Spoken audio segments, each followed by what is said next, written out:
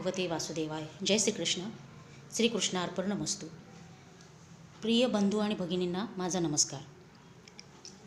आपल्याला मानवजन्म हा असंख्य योनीनंतर मिळतो, पण आजच्या या धावपळीच्या काळात आपण कशासाठी तरी धावत आहोत. आपल्याला प्रत्येकाला काही ना काहीतरी पाहिजे आहे, पण आपण कधी स्वतःला ओळखण्याचा विचार केला का? स्वतःला ओळखण्याची संधी दिली का? किंवा 5 मिनटं तरी स्वतःला आपण कशासाठी आलेलो आहोत, आपल्याला कुठे पोचायचं आहे, आपल्याला कुठे जायचे आहे, नेमके धावायचे कशासाठी, याचा विचार केला का? प्रत्येकाला वेळच नाही आहे ह्या गोष्टीचा विचार करण्यासाठी.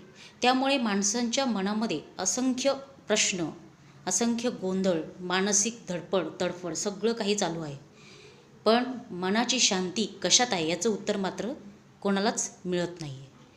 पण आपले भगवान श्रीकृष्ण यांनी या पृथ्वीवर अवतार घेऊन आपल्याला भगवद्गीता कशासाठी सांगितले आहे, तर प्रत्येक माणसाच्या मनातील गोंधळ, प्रश्न यांची उत्तरं सापडतील यासाठी त्यांनी भगवद्गीता सांगितली आहे. त्यामुळे या मानवदेहामध्ये भगवद्गीता एकदा तरी अवश्य वाचावी असा माझा हेतू आहे. तर चला तर मग आपण अध्याय पहिला सुरू करूया.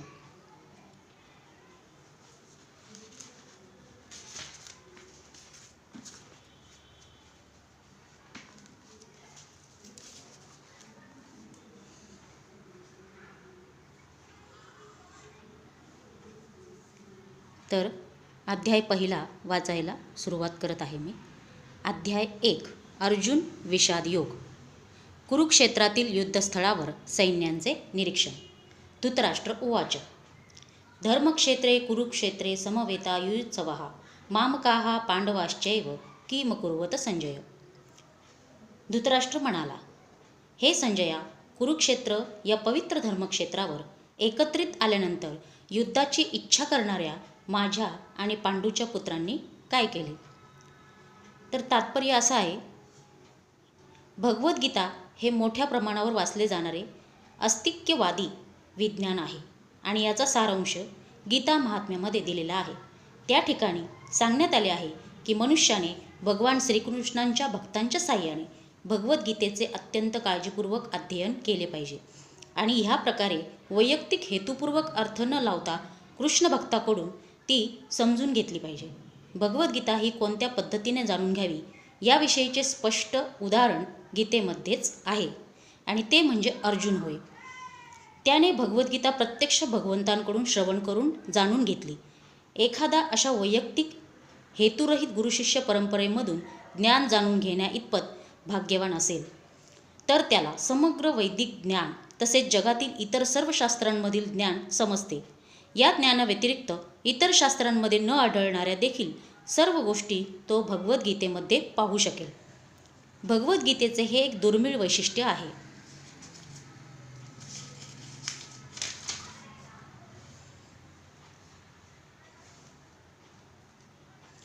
हे ज्ञान साक्षात पुरुषोत्तम भगवान श्रीकृष्णांनी सांगितल्यामुळे परिपूर्ण असे अस्तिक्यवादी विज्ञान आहे.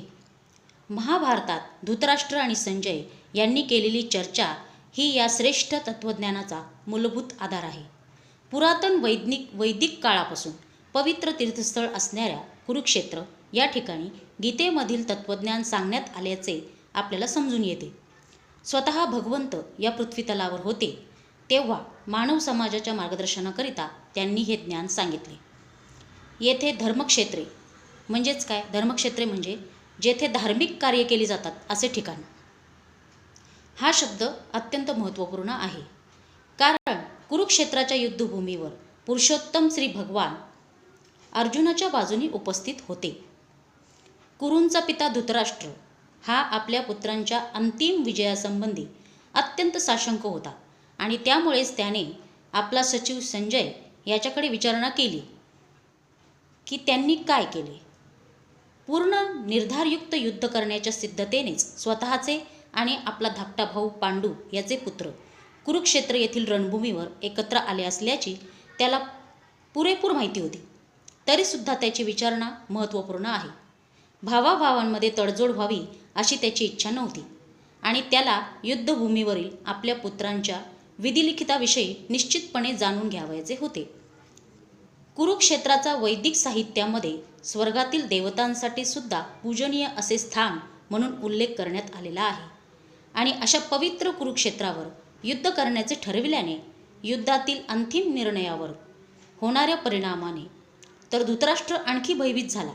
याचा प्रभाव अर्जुन आणि इतर पांडुपुत्र स्वाभाविकतःच सद्गुणी असल्यामुळे त्यांना अनुकूल असंच होणार हे तो उत्तम रीतीने जाणून होता.